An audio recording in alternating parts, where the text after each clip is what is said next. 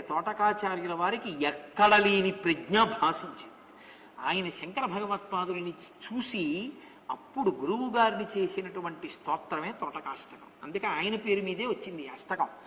ఇది అసలు నిజానికి యథార్థం చెప్పాలంటే ఈ తోటకాష్టకానికి వ్యాఖ్యానం చేస్తే ఇందులోకే శంకర విజయాలన్నీ వచ్చేస్తాయి. అంత గొప్ప అష్టకం. ఈ అష్టకాన్ని శంకర భగవత్పాదుల దగ్గర చదివితే గురువుగారి యొక్క అనుగ్రహం కలుగుతుంది. గురువుగారి అనుగ్రహం కలిగితే ఏమవుతుంది? ఇహము పరము రెండు సిద్ధిస్తాయి.